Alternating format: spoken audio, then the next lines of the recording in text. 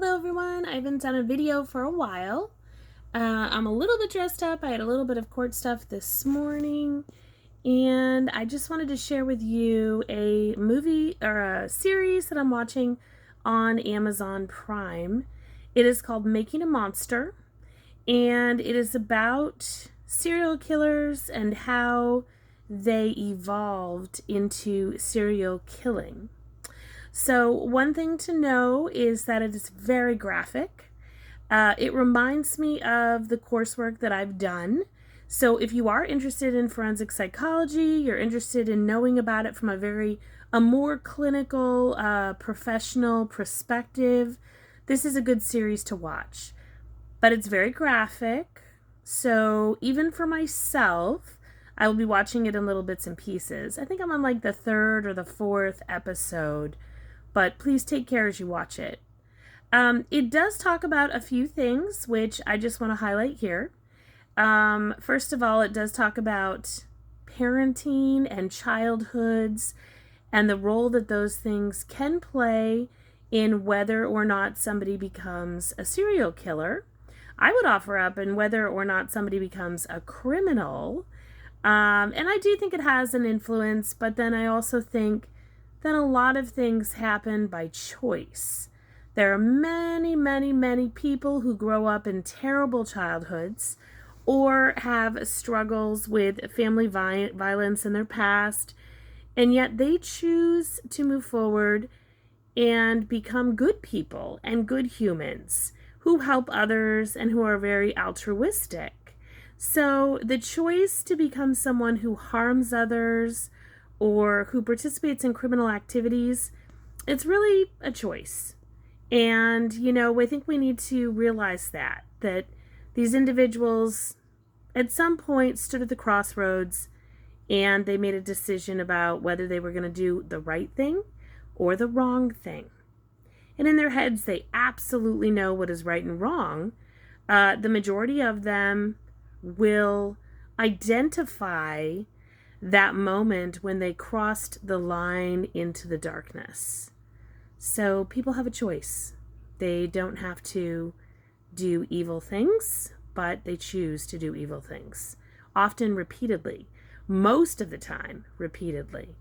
And so a serial killer is someone who begins with smaller crimes that harm individuals, and then it escalates to actually killing individuals. Very often, the beginning of it is stuff that is sexually depraved. So again, please take care while you're watching this series. It's very graphic. But if you are interested in forensic psychology, it is a good series to watch because it is taught, so to speak, by experts from different parts of the world, and they give their perspectives. So that brings me to something else that I just wanted to say regarding forensic psychology. Recently, I've been involved in a court case. It is a family court case, and the opposing attorney, I am working for the legal team for a wonderful woman who has been a victim of domestic violence, and now she is in the courts protecting her child. And the opposing counsel has said, number one, I'm not a licensed psychologist, so, I'm just a scam. Well, first of all, in my state, which is New Hampshire, there's no licensure for forensic psychology. Only clinical psychologists in New Hampshire are licensed, or a psychiatrist. A forensic psychologist is not a clinical psychologist. Another one of the opposing counsel's points to the judge is that I have not interviewed his client. So I'm here to clear up a little bit of misunderstanding about what it is that we do in the world of forensic psychology. So we are primarily assessors. We do assessment. We are trained to do things like psychological evaluations, but from a criminal kind of perspective, we look at human behavior overall, and we look for patterns of human behavior, and we are not required to meet with everybody.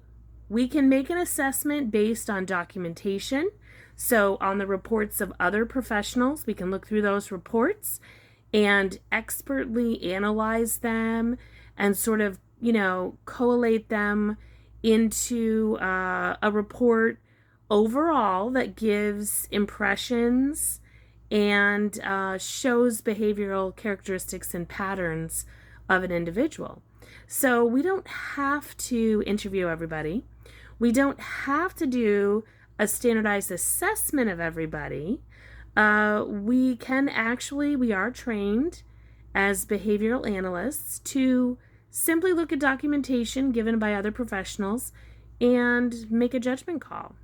And so as you watch this show, Making a Monster, please note that the forensic psychologists in this series, some of them meet with the serial killers directly. Some of them listen to interviews that are recorded, and then they give an analysis of that individual based on an interview that somebody else did.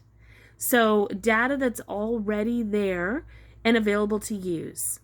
Many forensic psychologists profile. They profile, criminals, killers, and they never ever meet or interview that individual.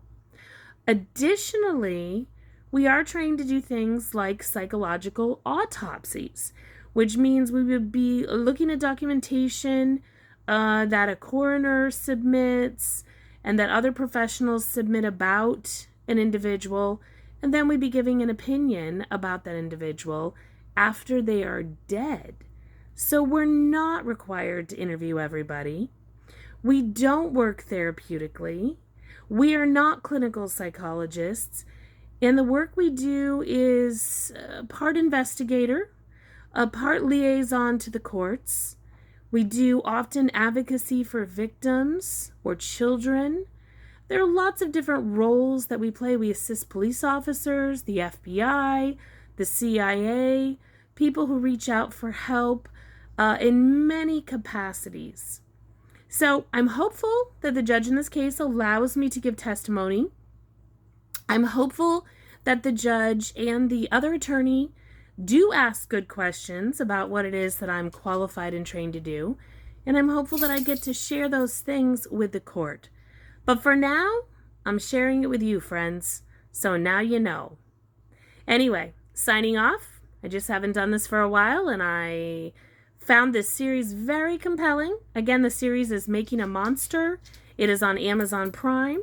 If you are interested in true crime or forensic psychology, I encourage you to watch it. But please be careful, because it is very graphic, and it is all based on true stories about serial killers. All right, thanks. Take care.